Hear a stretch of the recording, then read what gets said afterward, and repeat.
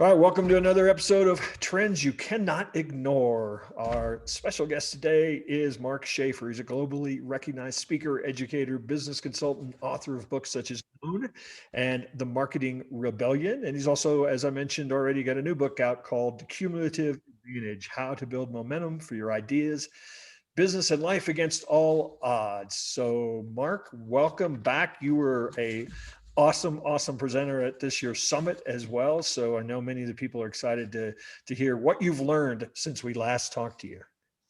Oh, there's just so much going on in the world. And, first, I realize I'm just so glad that people are listening in today. I certainly appreciate that because there's just so much concern and so much real gravity in the world today. Everyone's suffering in some way, and everything is changing so much, and there's so much suffering. But from an academic standpoint, this is absolutely a fascinating time.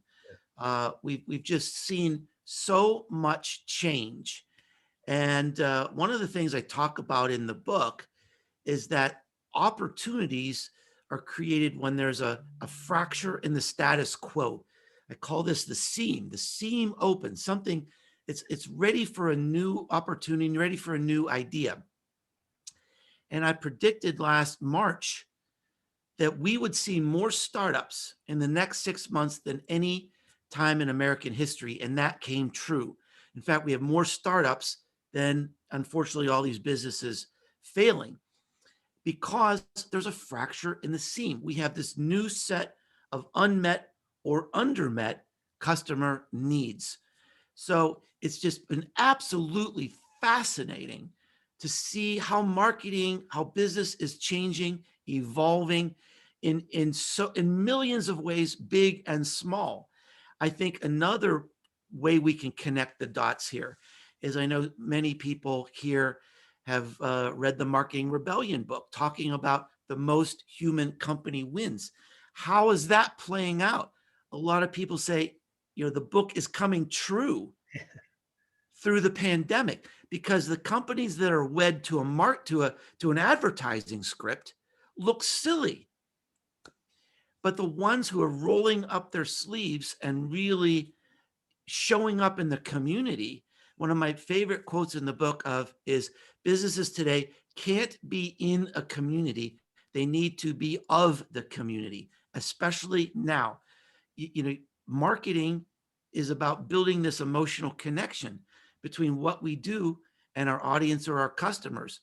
And today, there's a way to build that connection, not only in an emotional way, but in a legendary way. I think, Mark, actually, I think you saw that just in the pandemic when it happened. A lot of the companies that, a lot of companies got wiped out by no fault of their own. They were in the wrong place. Right. Oh, sure. But certainly the companies that I think are actually thriving now are the ones that already had that mindset. And you see it in very practical, visible ways now that those are the companies that we wanted to last, that we wanted to survive because we had that connection to them. Yeah.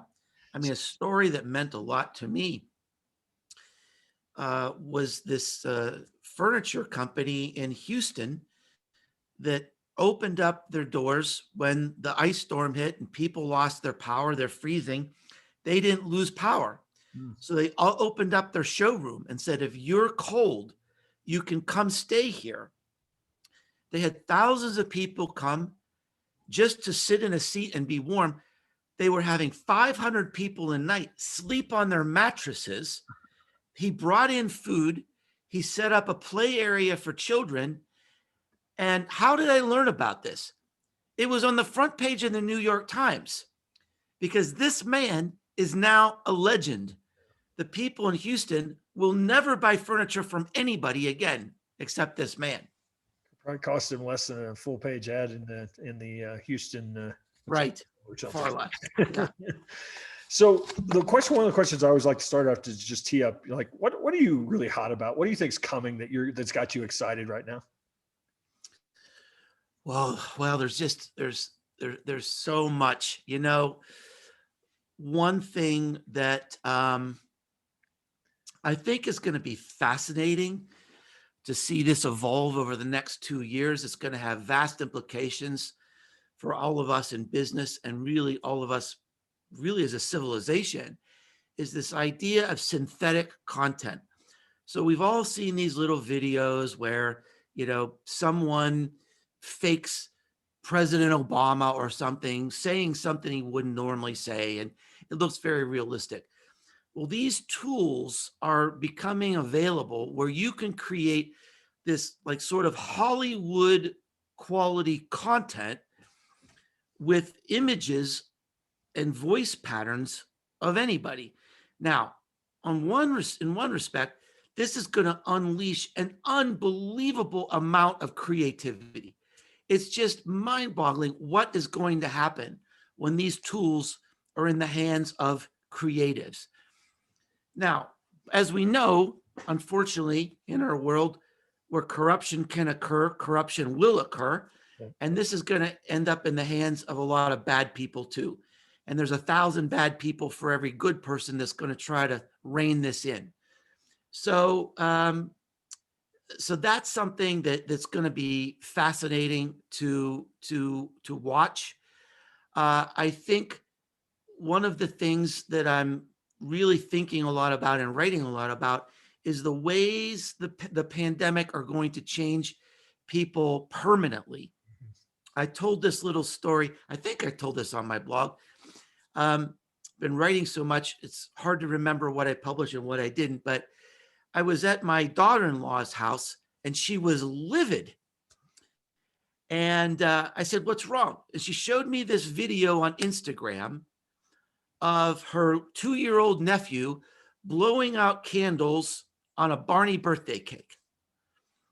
And she said, "How can you do that in a pandemic? How can you blow on a birthday cake?" I will never blow on a birthday cake again. Now, if she said that in 2019, you'd think she's a little crazy. But today we understand. And what she's saying is, I will never be the same again. And that's no small thing. Yeah. Our customers are changing. There's going to be unintended consequences, lots of surprises.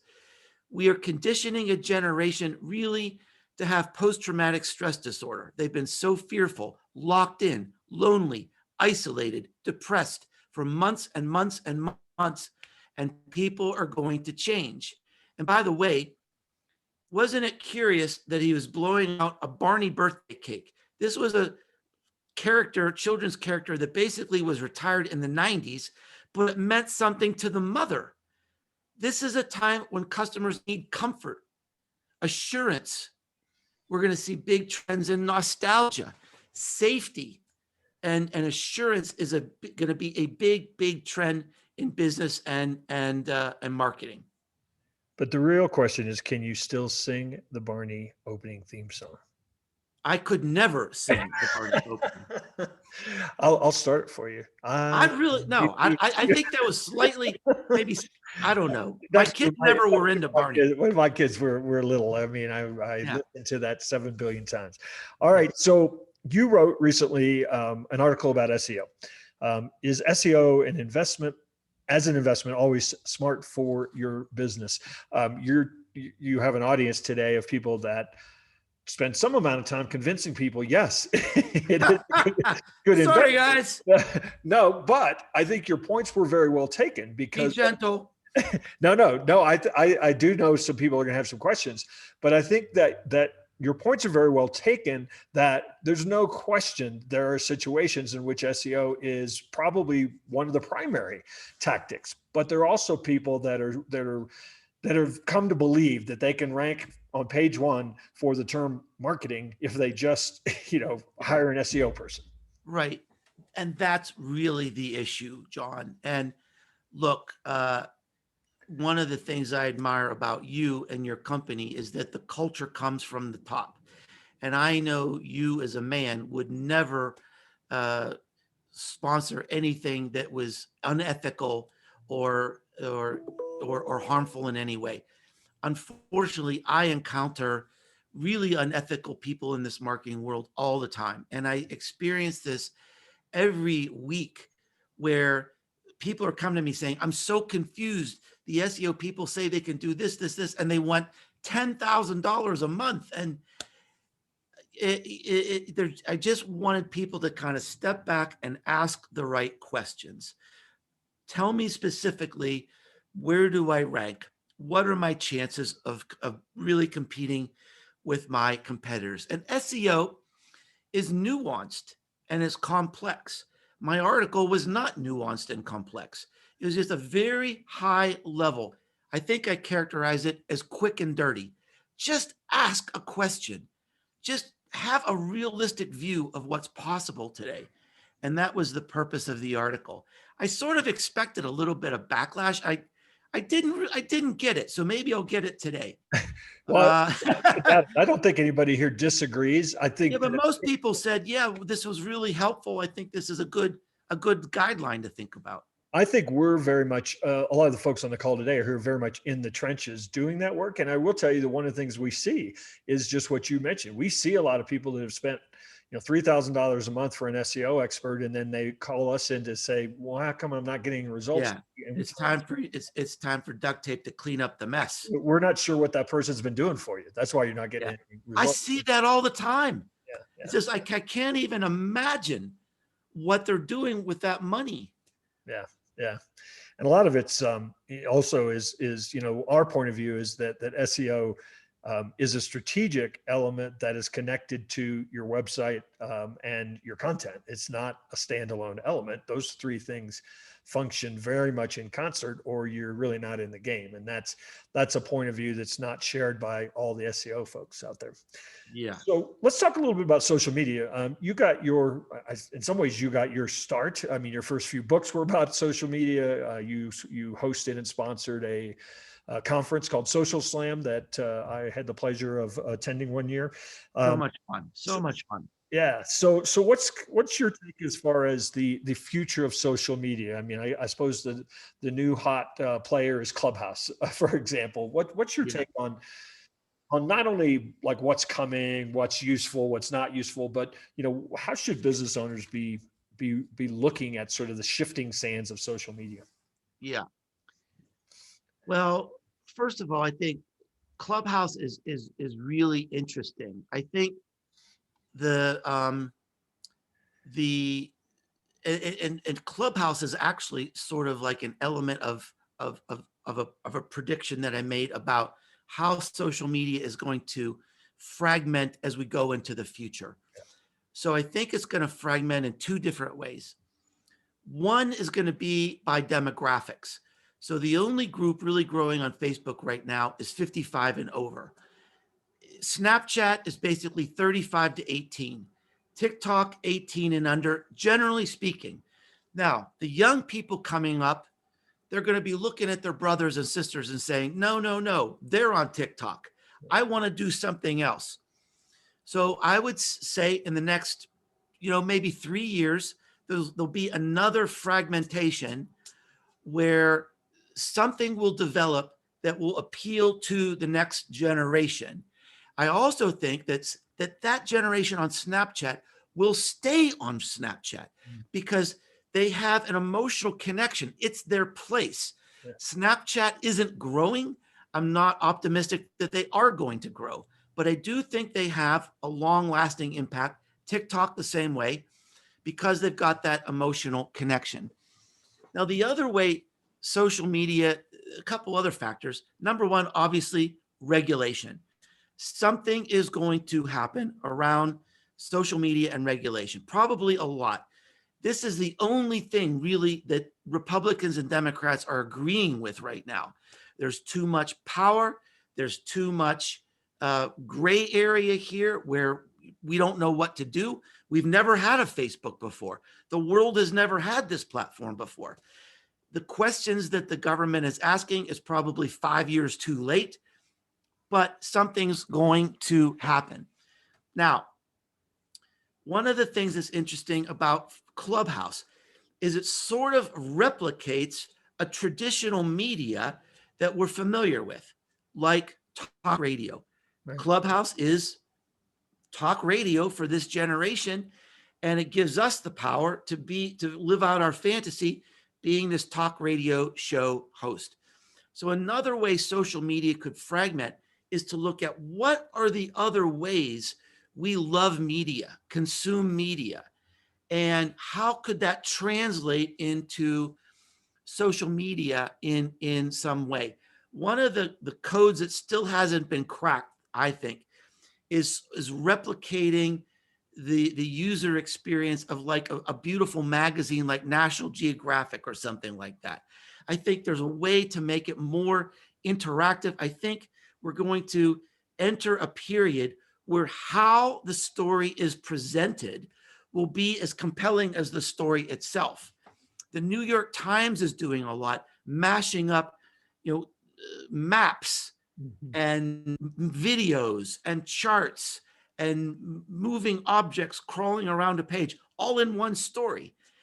But that's not translating to companies yet. And it mystifies me as to why storytelling is still isn't progressing like it should. So those are some of the things I think that are on the horizon with social media that are interesting to me.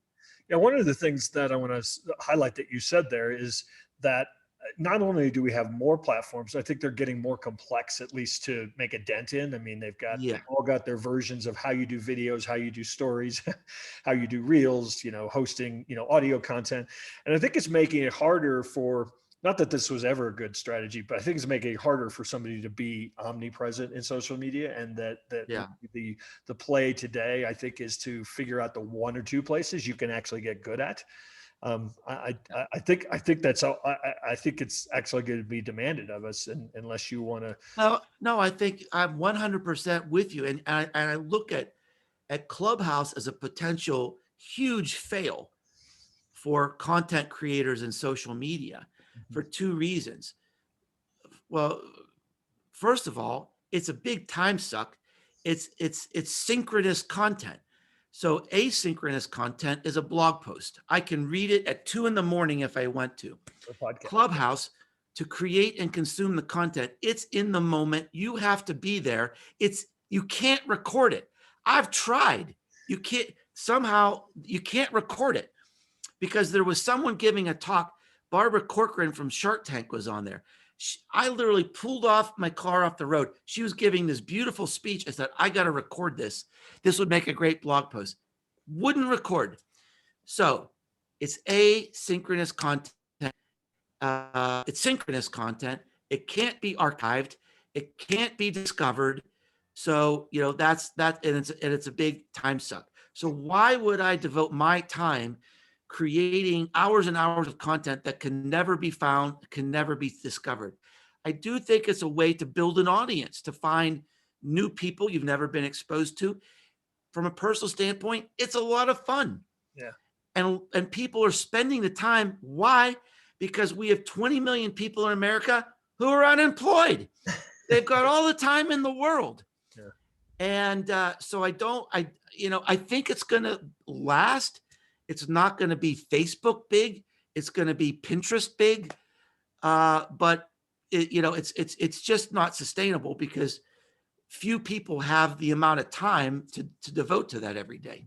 Yeah, and it's also, there are no guardrails. I mean, there's anybody who wants to create on there is creating on there, so it's quickly becoming pretty darn cluttered.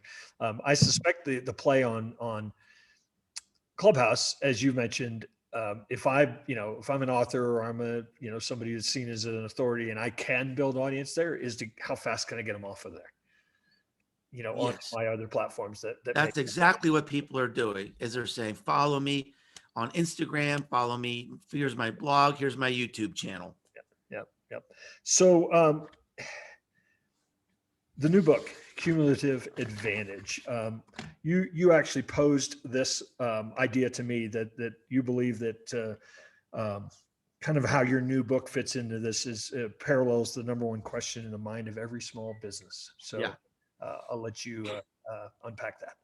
Well, I'm going to save everybody so much time today because I'm going to tell you the subject of every marketing book that's been written in the next 10 years and the subject of every book that will be written in the next 10 years, including my own. And all of these books try to answer one question. how can we be heard? Whether it's social media, content, SEO. That's basically the end game here. And unfortunately, it's getting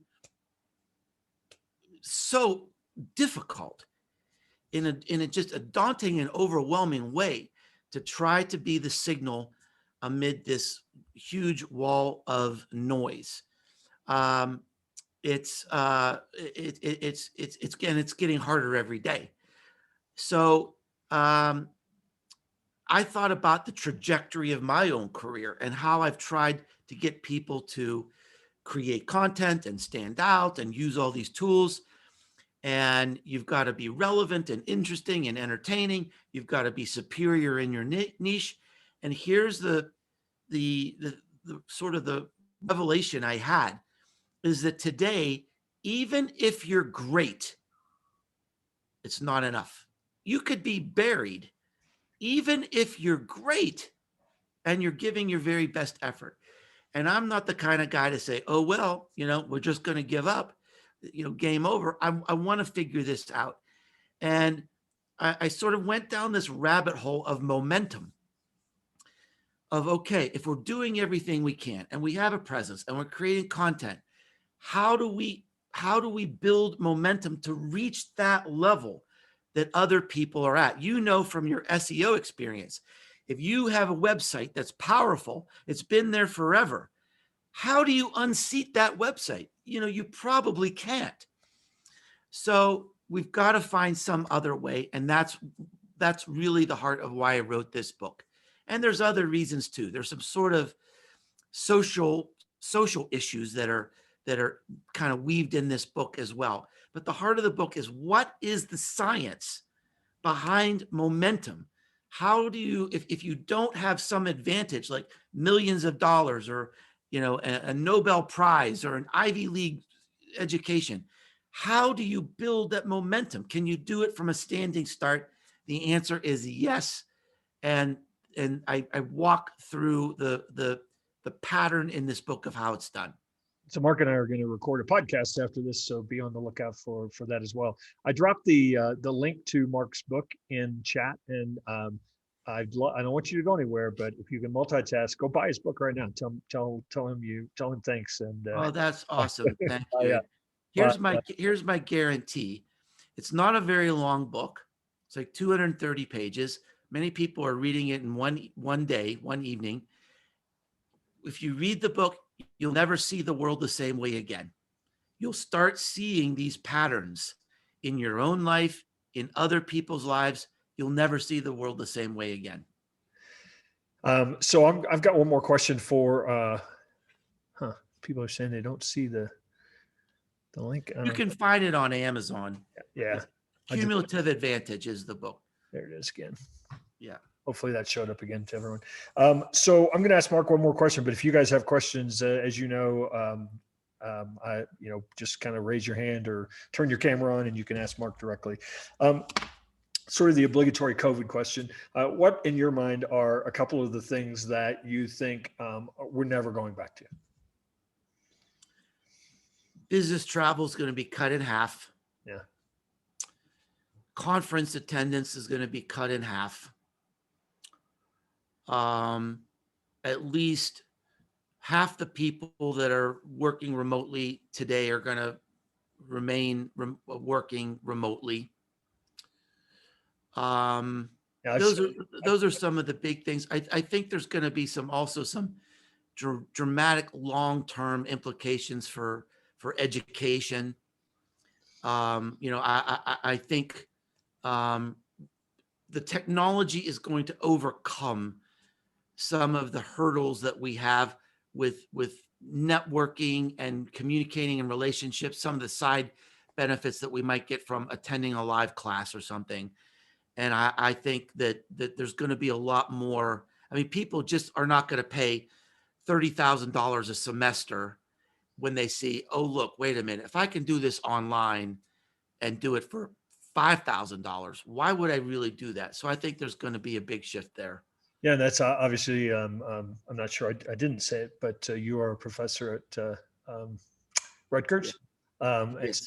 so clearly that is on your mind, I suspect, for the implications. But yeah, I wonder about higher education in general. I think you're going to see some institutions. Well, I'm actually on the board of advisors for the Rutgers Business School, and I'm concerned. Yeah, I mean, they're ignoring what's happening. And what do we see? Google's created their own university, and Apple's created their own university for like $49 a class. And they said, if you take these classes, we can pretty much guarantee you'll get a job with our company. And so, I see traditional institutions really having the blinders on right now, trying to protect, these 200-year-old buildings that are bolted to the center of the earth. And so I'm pushing for change. It's yeah, not coming naturally for these institutions. yeah. It's kind of like, it reminds me a little bit of the newspapers, that Yes, exactly. That's a very good analogy. ignored what was coming, and thought Craigslist was going to go away. Uh, Right. so, what questions do you guys have for Mark? Go ahead and just unmute your camera and say hi. And there, we got a couple. Just, I think Julie, you buzzed in first. Wow, I win the prize. Hi, Mark. I am a longtime follower and reader. The content Thank code you. was pretty pivotal in my content marketing career. Thank you. So thank you. I wanted to revisit what you were talking about with Clubhouse, because I've started to dip my toe into that a little bit. And I also find that it's very demanding. It's very in the right now. My dog has a few things to say about it too. That's cool. I love it. But I guess it was interesting to hear you compare it to social and how you can't record it. It's you can't find it again in time. What do you think about the idea? Because I wasn't even thinking of it on that playing field. Is that it's the best we can do for now because we can't get out and network, and everyone's fatigued of webinars and Zoom calls. So it seems to be 100%. replacing that. 100%. You're exactly right. So again, it's really fitting the need right now. And I hope everybody heard the other part of what I was saying is, I think Clubhouse is awesome. I think it's a lot of fun, but it's not going to become a major platform for me. And I know it's easy to have FOMO because I see a lot of my friends spending hours and hours and hours on Clubhouse. And, I'm a busy person and I'm launching a book and I've got customers and I just can't do that. And I know it's right for me to not do that because that's not going to have the return that some of these other activities will have. So, I mean, it's been great networking for me. The other day, it was Mike Stelzner from Social Media Examiner was hosting a room, and there was me and Ann Hanley and Jay Bear and Mitch Joe. It was like my old friends, and we're all hanging out and we're talking, and it's just, oh my gosh, I missed this. So it's really it's a great experience. I love it, but it's it's the ROI isn't going to be there for me. Totally agree. Thanks, Julie. How about you, Clark? Oh yeah, this is a great conversation, and thanks, Mark. It's been really good listening to you, and also really enjoyed your talk at the summit. And just a couple of comments. One, it feels like sometimes old is new again. Like I've been trying out Clubhouse, and it feels like I was listening to it last night. I couldn't sleep, and it felt like listening to a radio show. Yeah, and it was really entertaining. And there was some really smart commentary. I had a question. It's actually for both you and John. I'm sort of putting you both on the spot. Yesterday was a huge announcement in the outdoor world. Pocket Outdoor Media acquires Outside Magazine, and they've rolled up a lot of outdoor properties. Are either of you familiar with that deal? I didn't see that. I'm not familiar with it. I mean, I've been a subscriber to Outside for about 20 years, but well, that's about as close as I am. It literally just came out yesterday. But the reason I bring it up, I feel like it's relevant to what you're talking about, Mark, and that is it's not just a roll up. From what I'm reading between the lines, and I certainly encourage you both to check it out. they're talking about doing more with the media property. So they just haven't bundled together a bunch of, existing magazines. From what I'm reading from the press releases and so forth, they're really trying to do something more with their audience. And I feel like that sounds like what you're speaking a lot to, Mark. Yeah, and this is the thing that sort of makes me sad about the evolution of social media and media in general, is that in 2011, I wrote the first book on influence marketing. It's called Return on Influence. And this was a time nobody was even using that word. But what was exciting to me was the power was shifting from Madison Avenue and newsrooms to the people. That anybody with a keyboard and a Wi-Fi connection could have a voice. We could make a dent in this world. And that's still true to a certain extent. But what I see happening now is that this power is consolidating again. We don't have Madison Avenue, the advertising industry's in chaos, but we've got freaking Facebook and Google and Amazon.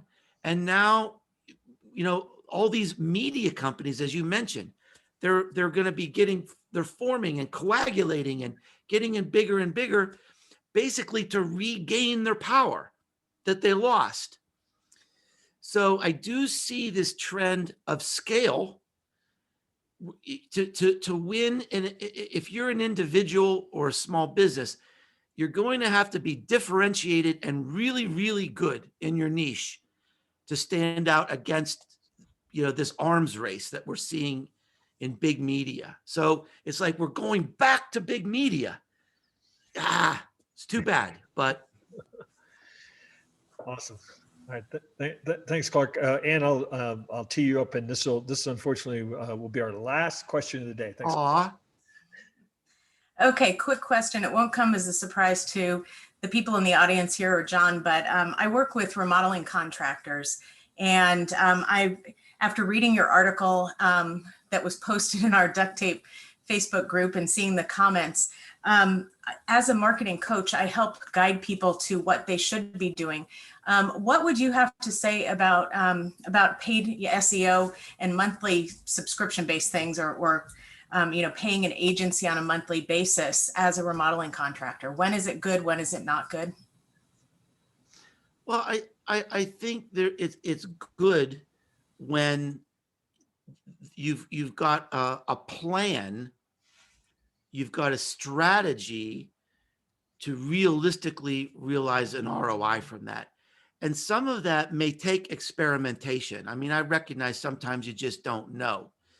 I think SEO in some ways, there is often a law of diminishing returns, that once you tweak the website, you get the speed up and you get it organized, and Google's crawling the site correctly. And you sort of got this, you get this pattern of content going. I think SEO, typically there's probably a bigger upfront investment than what you would do on a monthly subscription kind of basis. But look, I've done that. I've had an SEO person. This was his job. I said, every month, I want you to give me 3 things I need to work on to improve my site. It could be changing some old content. It could be eliminating something that was broken. So, there's value in that. My call to action is really just, see, everybody can't work with duct tape. I trust duct tape, but I just see this corruption so often. I hear it every week in our world, where SEOs are selling these cookie cutter programs and they're just hosing people. And it breaks my heart, and it's bad. It's bad for our industry. So the purpose of that post was really, hey, just ask a couple questions, have a realistic perspective. Awesome. Thank you. Thanks, Ann. So thanks, everybody. And of course, obviously, thanks to Mark Schaefer. Thanks, everyone. It's always very so great to passionate. see you. Very passionate. I could see you blowing if you had a cake in front of you, the candles would be going out because Yeah, you're so That's passionate. the way I roll. All right, Mark. So great. And we'll talk again soon. Thanks everybody for joining us today.